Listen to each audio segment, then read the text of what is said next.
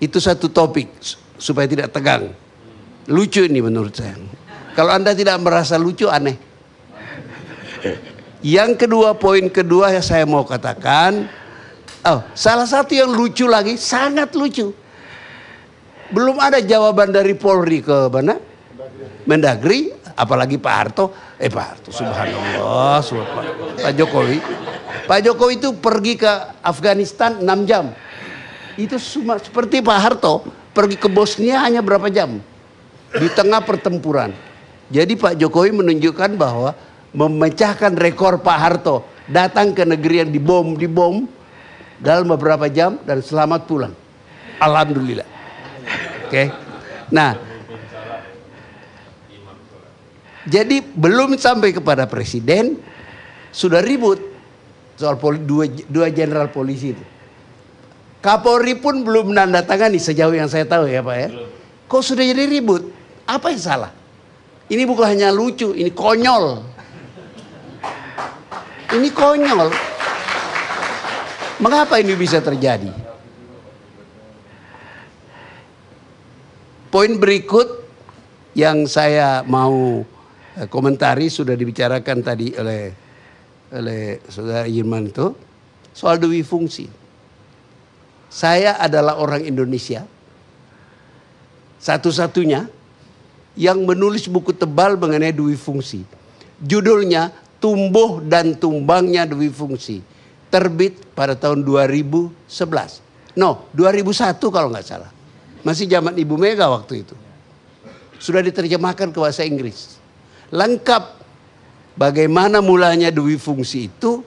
Mula-mula ada pidato Jenderal Nasution di Magelang yang namanya Jalan Tengah.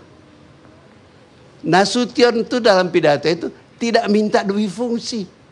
Dia cuma mau mengatakan tenaga berlebihan di TNI supaya dimanfaatkan untuk negara.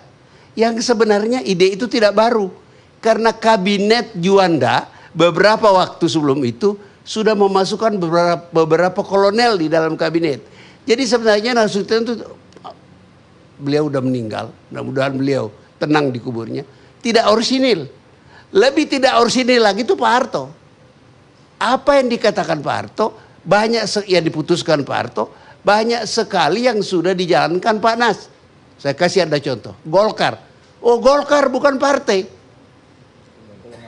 Golongan. Sebelum itu Pak Nas sudah bikin IPKI. Ikatan Pendukung Kemerdekaan Indonesia. Bukan partai juga. Nggak mau disebut partai. Jadi Pak Harto ngikutin Pak Nas. Datang lagi Pancasila Azas Tunggal. Itu sudah dicetuskan Pak Nas di zaman demokrasi terpimpin untuk mengganjal PKI. Dengan tuduhan PKI itu tidak Pancasilais supaya dibubarkan. Masyumi kan sudah dibubarkan sebelumnya. PSI dibubarkan sebelumnya. Karena dua partai itu dianggap terlibat PRRI. Nah, Nasution mau menghajar PKI. Nggak berhasil. Kenapa? Karena PKI di waktu itu berfungsi menjadi pasukannya Pak Bung Karno untuk mencegah jangan dia menjadi sanderanya tentara. So, dua-duanya sudah tumbuh. Bung Karno dari zaman revolusi itu sudah satu kekuatan tersendiri. Tentara itu muncul jadi tentara legal, kekuatan politik legal, yaitu rapat Dewan Nasional. Tadi sudah ada yang menyebutkan secara tidak langsung. Jadi persamaan Pak Nas dan Bung Karno, dua-duanya marah pada partai politik. Dengan alasan masing-masing. Tentara marah karena peristiwa 17 Oktober. Mereka merasa partai-partai politik terlalu campur masalah internal tentara. Lagi pula kebanyakan anggota DPR itu kelanjutan dari negara federal. Jadi mereka bukan Republikan. Mereka orang federal. Tentara nggak suka. Tentara mengadakan aksi namanya 17 Oktober. Begitu hebatnya Bung Karno pidato di tangga istana. Meriamnya yang dipasang Kemal Idris almarhum ditarik, tidak nembak satu peluru pun. Dan para kolonel ini, Nasution berhenti masuk Kejaksaan Agung karena ada kecurigaan makar. Gatot Subroto pulang ke Makassar sebagai Panglima TT7 dikup oleh Kolonel Warou, kepala stafnya. Karena pengaruh Bung Karno luar biasa hebatnya. Nah, pada satu saat dalam perjalanannya tahun 55 Pak Nas diangkat lagi menjadi KSAD. Tahun 53 dia 52 setelah 17 Oktober berhenti. Tapi dalam proses perjalanan istilahnya Pak Nas, beliau retrospeksi. Hasil retrospeksinya itu membuat beliau dekat pada Bung Karno. Oleh Bung Karno diangkat lagi melalui tangan kabinet Ali Sastro, ya, Menteri Pertahanannya kalau nggak salah Iwa Kusuma Sumantri, diangkat menjadi KSAD, naik lagi. Ini orang-orang kan usianya masih muda, pensiun nggak bisa, umurnya baru berapa, 30 sekian. Jadi berkuasa lagi. Nah sejak itu kerjasama lah Pak Nas dengan Bung Karno dengan tema yang sama, melawan kekuatan politik sipil yang mereka anggap tidak becus.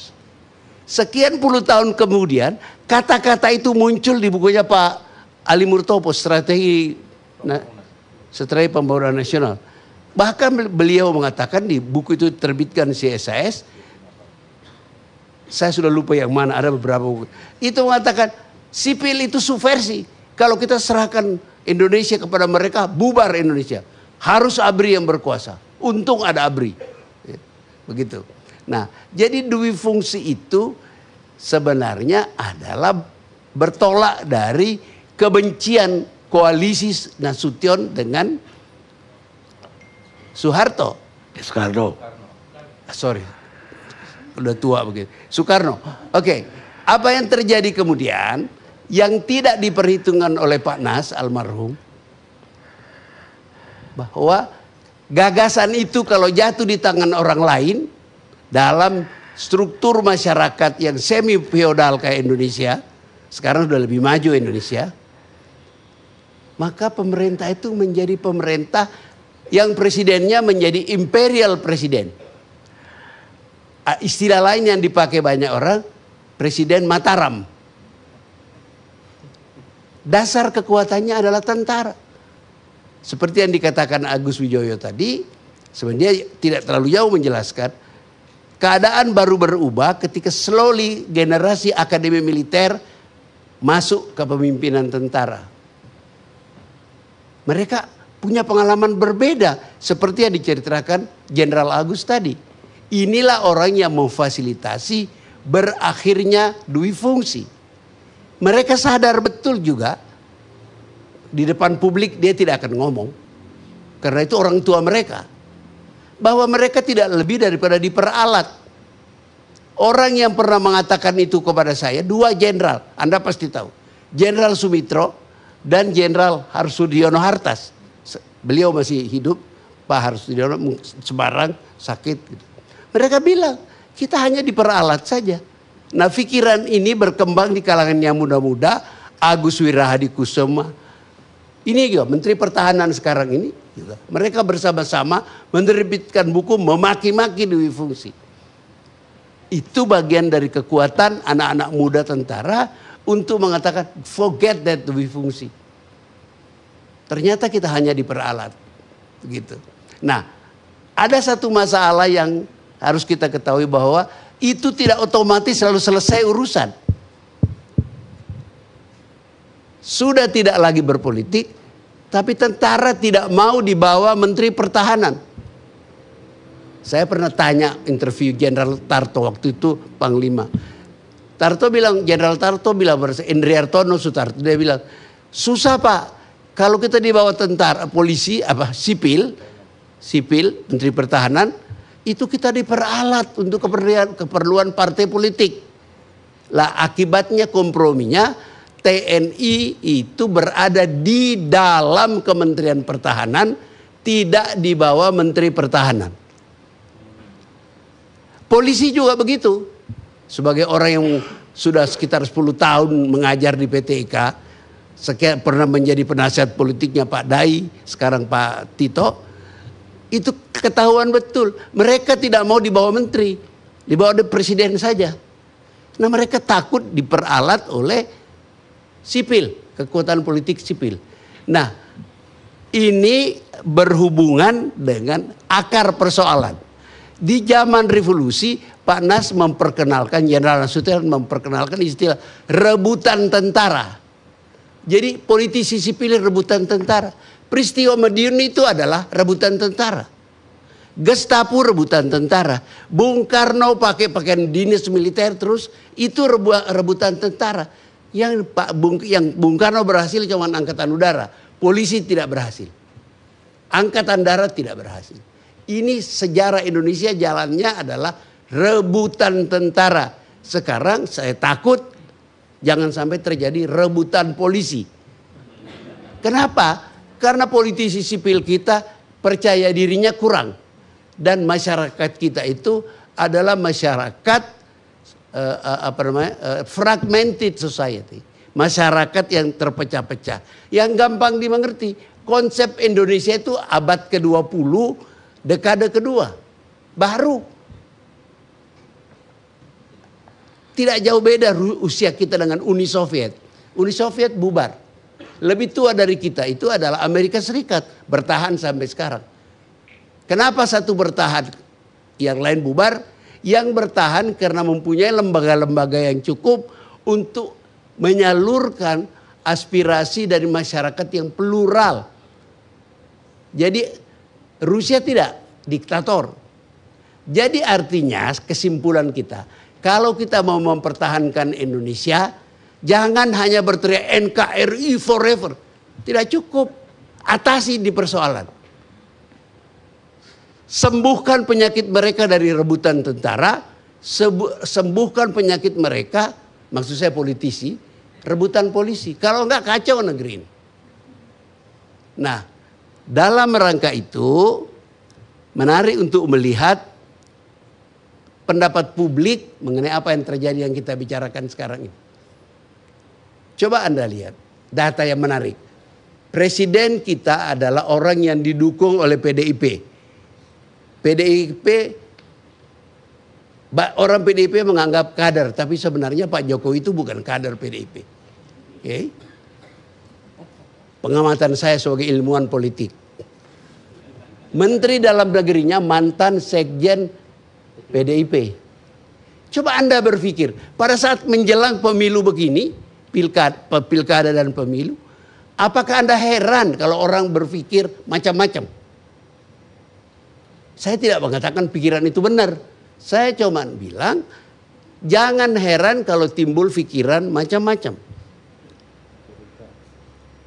Curiga atau apa begitu. Dan ini menjadi sebagai seorang ilmuwan politik, saya banyak sekali diundang memberikan istilah mereka pencerahan. Itu mereka sampai bertanya, ini kekuatan-kekuatan yang tidak pendukungnya Pak Jokowi. Itu mereka bertanya, siapa sih Tito itu, agamanya apa? Subhanallah, saya bilang. Dia itu baru naik haji. Dan saya dengar kabar, wartawan itu dengan agak halus oleh Pak Tito dikatakan, mau ditulis saya kan baru pulang haji. Karena beliau tahu beliau dicurigai. Jadi ada rebutan tentara, dulu, mudah-mudahan sekarang nggak ada lagi. Sekarang rebutan polisi. Nah, ribut kita ini harus dilihat dalam konteks itu. Dalam konteks soal rebut-rebutan itu. Nah, satu lagi poin yang mau saya sampaikan. Soal cerita ini netralitas. Bagus. Tapi kita, generasi kita itu kan mengalami Orde Baru.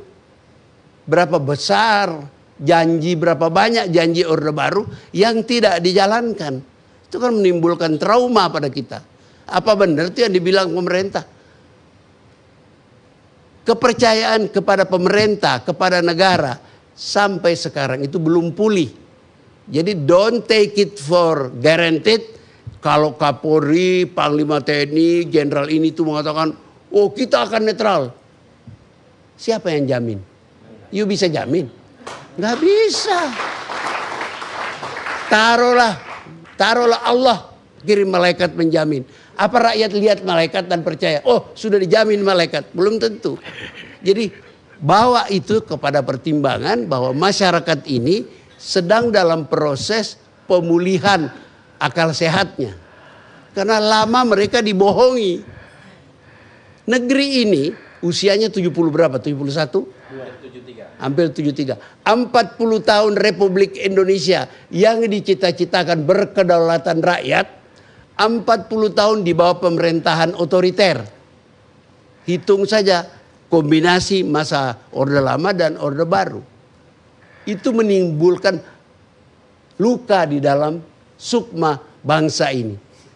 Untuk kemudian sehat percaya kata kepala penerangan polisi, kepala penerangan ABRI, TNI, it will take time. Mudah-mudahan berjalan linear sehingga kita tidak terus-menerus berada dalam keadaan seperti ini. Mungkin itu aja yang mau saya sampaikan. Sebenarnya masih banyak, tapi saya udah ngantuk. Penonton di Papua juga udah ngantuk. Pemirsa, memang saya sengaja membawa persoalan ini ke sejarah Dwi Fungsi dengan tokoh Pak Agus Wijoyo dari sekarang Gubernur Lemhanas dan Profesor Salim yang tidak asing lagi. Tidak ada lain agar kita belajar dari sejarah. Karena semua orang yang tidak mempelajari atau tidak belajar dari masa lalu akan mengulangi kesalahan yang sama. Kata George Santayana, filosof Spanyol. Kita ketemu ALC akan datang.